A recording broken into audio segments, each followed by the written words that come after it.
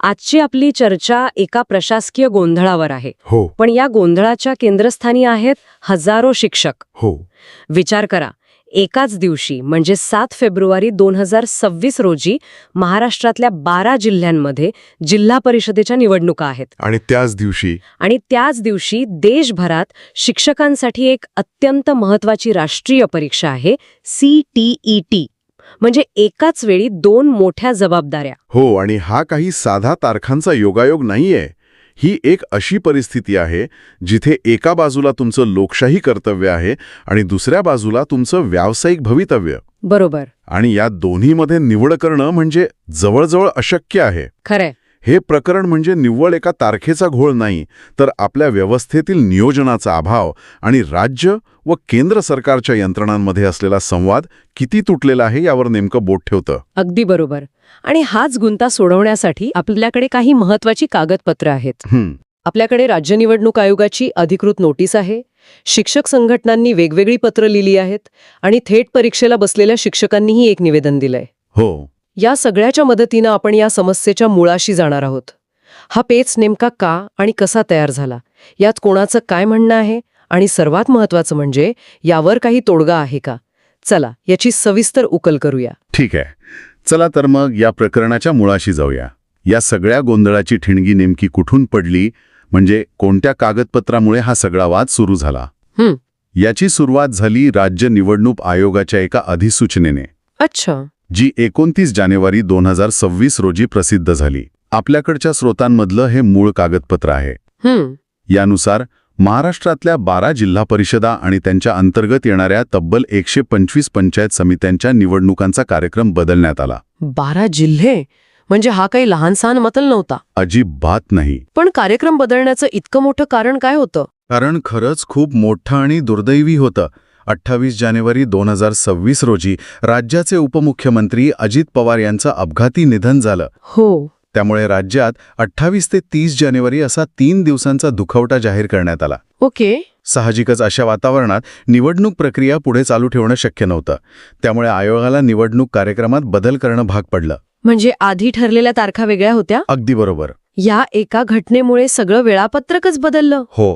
मूळ वेळापत्रकानुसार मतदान 5 फेब्रुवारीला आणि मतमोजणी 7 फेब्रुवारीला होणार होती. अच्छा. पण या दुखवट्यामुळे झालेल्या बदलाने मतदानाची नवीन तारीख शनिवार 7 फेब्रुवारी 2026 निश्चित झाली. आणि मतमोजणी सोमवारी 9 फेब्रुवारीला ढकलण्यात आली. आणि इथेच या समस्येचं मूळ आहे. हा एक बदल म्हणजे मतदानाचा दिवस 7 फेब्रुवारी ठरवणार, हाच हजारो शिक्षकांसाठी डोकेदुखी ठरला आहे. कारण त्याच दिवशी देशभरात केंद्रीय शिक्षक पात्रता परीक्षा म्हणजेच CTET आहे. बरोबर. म्हणजे इथेच सगळा पेच आहे.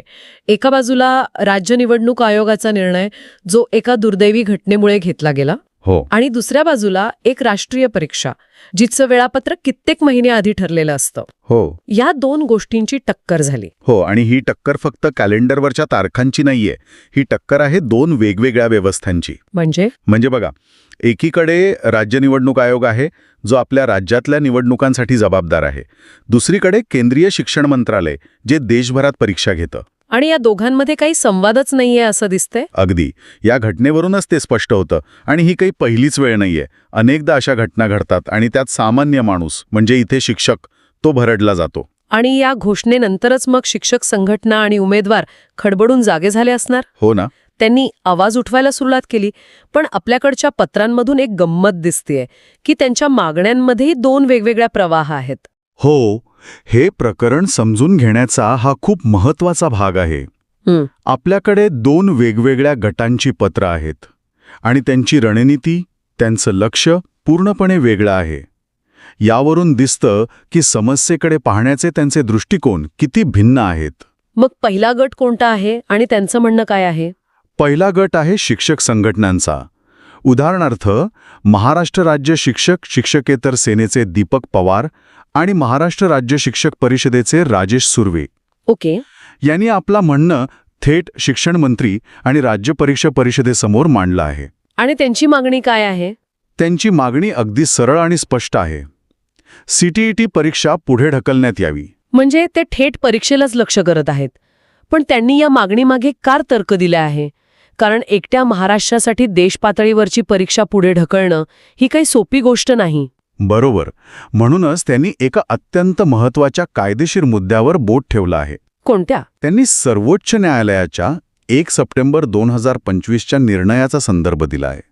या निर्णयानुसार 2010 नंतर नोकरीत आलेल्या सर्व शिक्षकांना आपली नोकरी टिकवण्यासाठी आणि बढतीसाठी टेट किंवा सीटेट सारखी पात्रता परीक्षा पास करणं बंधनकारक आहे. एक मिनिट, इथे अनेकांना टेट आणि सीटेट यातला फरक माहीत नसेल.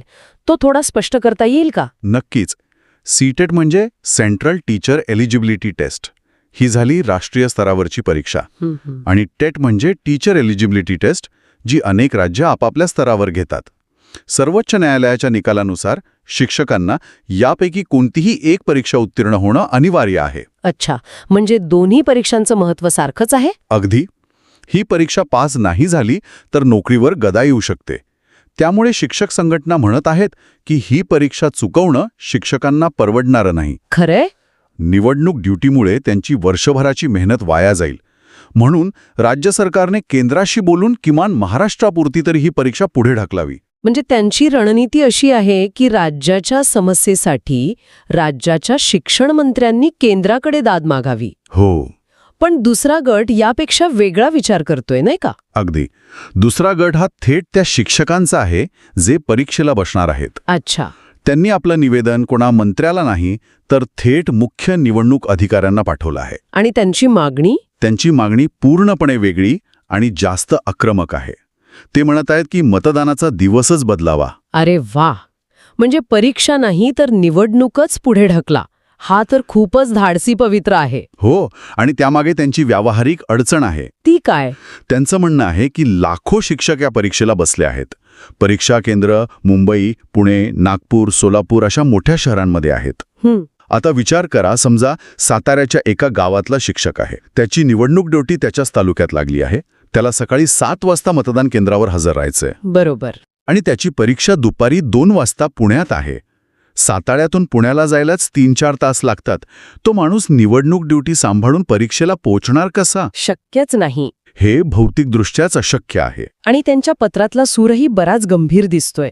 त्यांनी एक प्रकारचा इशाराच दिलाय, नाही का? हो. त्यांच्या निवेदनातील भाषा खूपच परखड आणि थेट आहे.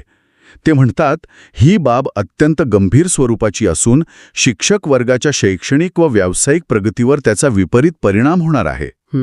आणि पुढे ते असंही म्हणतात की निवडणूक कर्तव्यामुळे शिक्षकांना सीटीईटी परीक्षेला मुकावे लागल्यास त्या संपूर्णतः निवडणूक यंत्रणा जबाबदार राहील अशी भावना शिक्षक वर्गात निर्माण होत आहे. बापरे, म्हणजे हे निव्वळ निवेदन नाही, हा एक प्रकारे प्रशासनाला दिलेला थेट इशारा आहे. अगदी.